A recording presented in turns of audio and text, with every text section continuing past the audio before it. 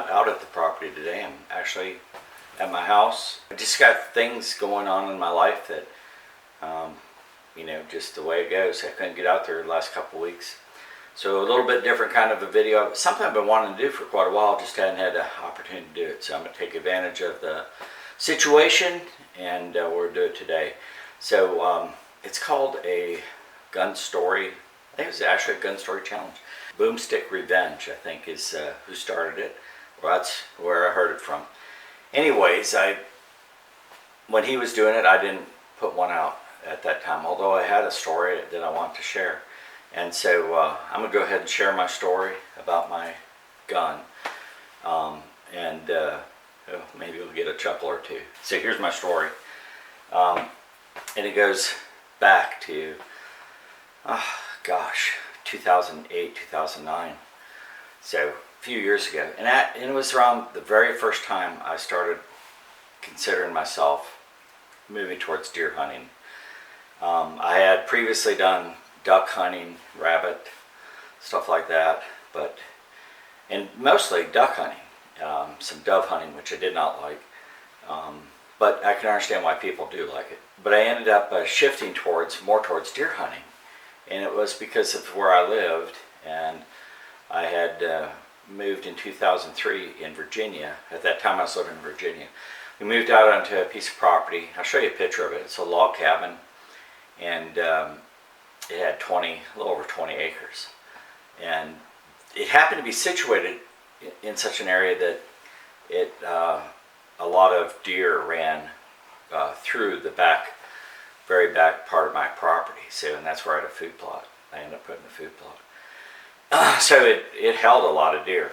But this was early on. This is my very first year of deer hunting. And so I had gotten a deer blind for my birthday in February of that year, and I had set it up in the back, which had been clear cut in 2003. So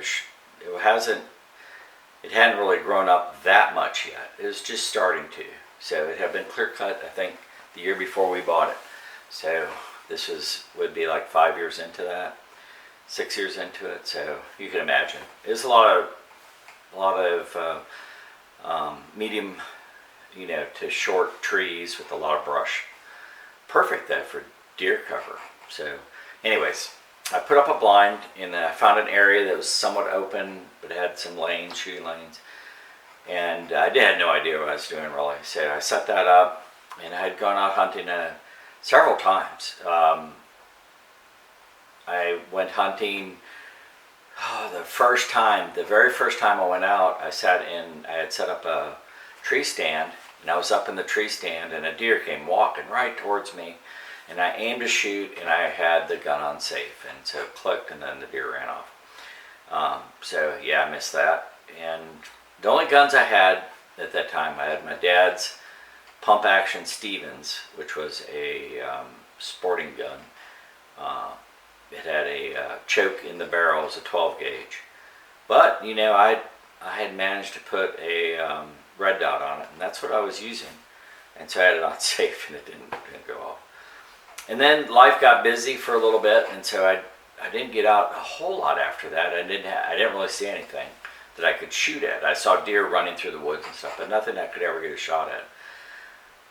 It was the last week of season, and usually happens around the first week of January, and it was around that time, I think, that year. And so I was off on vacation. The first day I go back, I'm going to go hunt in the blind and see what I get. I'm going to go hunting this week. That's my goal. I want to shoot a deer because I have never shot one. So I go out to go hunting in the blind, and I can't find the blind. And sure enough, the blind's gone. And the chair that was in it. Somebody had swiped my blind. I guess they could see it. I mean, there's hardly anybody lives back there. There was a hunting club on the other side, and I didn't know what happened to it, but somebody got sticky fingers, and it was completely gone. The spot was there where this blind was, but the blind was gone and the chair was gone. So I'm frustrated. I go in the house, and I tell my wife, how frustrated I am about this whole process. I either I can't get the time to hunt, or when I do hunt, I do it wrong and scare the deer off, or I go out and I take time off to go and I can't even do that because somebody swiped the blind. And so she has sympathy, I guess, for me, and she goes, well, there's deer every evening right down by the apple trees, which is in the front, I'll say the front part of our yard. But understand, our yard was almost an acre, a little over an acre. So it was a fairly big area, and it was right down there. I had a barn down there, a small barn, and there was a row of crabapple trees. And the deer did go down there a lot, and pretty much all season. And it was also happened to be the grass there was always fairly green and was very plentiful. So yeah, sure enough, I said, well, you know what? That's a great idea. I'll give that a try. And I didn't want to use my Stevens again because I was frustrated with it because the safety head was on and it didn't fire. So I took my other gun, which is what I have behind me. This is a Stoger Condor over under 12 gauge. I got that for duck hunting, and it worked excellent, and shot quite a few ducks with it. But so I took that and a couple slugs, a packet of 5 slugs, and went down. And I sat in the barn, and I opened one of the little octagonal windows, propped it open, and I sat looking out the window waiting for the deer to come. Well, sure enough, around, I don't know, at that time, 4:30, 5 o'clock, the deer start coming out, and I pick a doe. There's no bucks. I pick a doe, and I aim and I shoot, and it hits the doe. I see her fall down. She gets back off and runs off, and she's dragging something, which I have no idea what it is. So I go and look, and I see the blood trail, and I'm like, oh, I don't know how far she's gone, but I heard her go down, so I'm just gonna wait a little bit. And I went inside and got my 2 sons. I said, hey, why don't you guys help me track this deer? And so one of my sons, perfectly fine with my other son, my oldest son, he's not too much into hunting. He doesn't mind you shooting and stuff like that, but he doesn't really want to hurt animals, which is fine. I respect that. That's his belief, and I'm good with it. But he agreed to help me track too. So we go out there, and you can find the blood trail. My middle son, Josh, he's right on it. He tracks it right to him.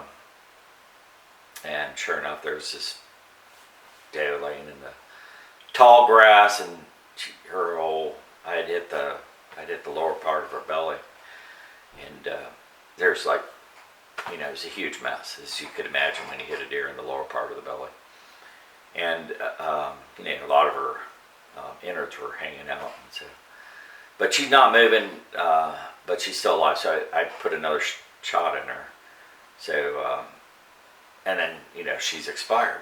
So I'm like, all right, got my first deer. And I load the deer up in my dad's mule, and we go out to the. I go out and take it to the barn, and I'm hanging in the barn overnight, which I do. And then the next day I take it to the processor. So I take it to the processor, and he comes out to write up the receipt for the deer, and he's going over. He goes, "Did you hate this deer?" I go, "Why?" "No, I didn't. I had nothing against this deer. I'm just excited. It's the first deer I ever shot." He goes, "Well, one, it's got 2 huge holes in its chest and belly, and 2, it's missing its front leg." And so I look, and sure enough, I had shot a 3-legged deer. So my first deer was a 3-legged deer. So there you go. And I shot it with a Stoger Condor over and under. So who would have thought? Not the most typical first deer that you can think of, but that is my story. So anyways, that's my gun story, and I thought I'd share it. A little bit different, but my circumstances are different this week. So hope you enjoy it. This is Dave and Lily. She's running around somewhere, and we wish you the best. Take care. Dave and Lily out.